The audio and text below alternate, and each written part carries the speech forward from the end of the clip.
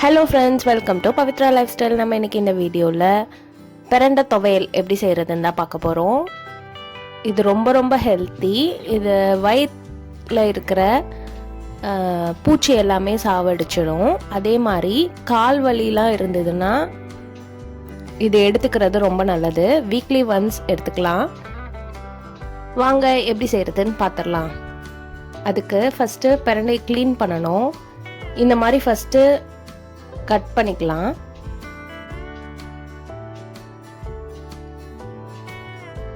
அதுலேயே டிவிஷன் மாதிரி இருக்கும். அதை நம்ம கட் பண்ணி எடுத்துட்டு அதோட நரம்பை க்ளீன் பண்ணணும். இந்த மாதிரி க்ளீன் பண்ணணும்.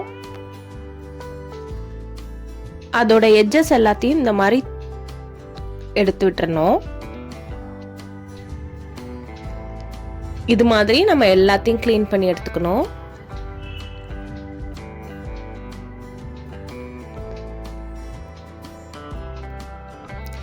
ஏன் கவர் போட்டிருக்கோன்னா, அப்படியே நம்ம கட் பண்ணோன்னா கையெல்லாம் அரிக்கும். சில பேர் தேங்காய் எண்ணெயை தடவிட்டு கட் பண்ணுவாங்க. அப்பயுமே அரிக்கிற மாதிரி ஒரு ஃபீல் இருக்கிறதுனால கவர் யூஸ் பண்ணிட்டு க்ளீன் பண்ணுறோம்.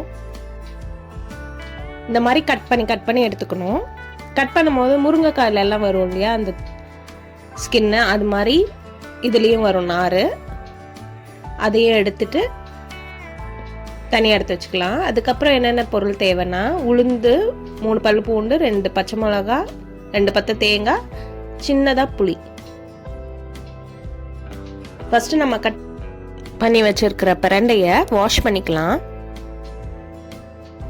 தண்ணியில் இந்த மாதிரி ஊற போட்டுருங்க. அதுக்கப்புறம் இதுலேருந்து எடுத்து புளி தண்ணியில் போடணும். அப்போ தான் சாப்பிடும்போது அரிப்பு எதுவும் இருக்காது. இல்லைன்னா தொண்டெல்லாம் அரிக்கிற மாதிரி இருக்கும். புளி தண்ணியில் போடுற ஸ்டெப்பை ஸ்கிப் பண்ணிடாதீங்க.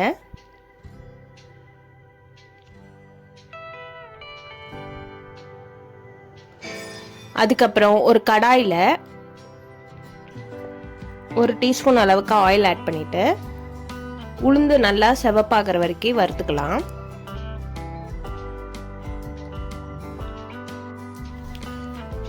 உளுந்து நல்லா செவந்ததும் மீதி பொருள்லாம் ஆட் பண்ணிக்கலாம். 3 பல் பூண்டு, நம்ம வச்சிருந்த தேங்காய், 2 பச்சை மிளகாய், அதையும் ஆட் பண்ணிக்கலாம். லைட்டாக ஆயிலில் வறுத்துக்கலாம்.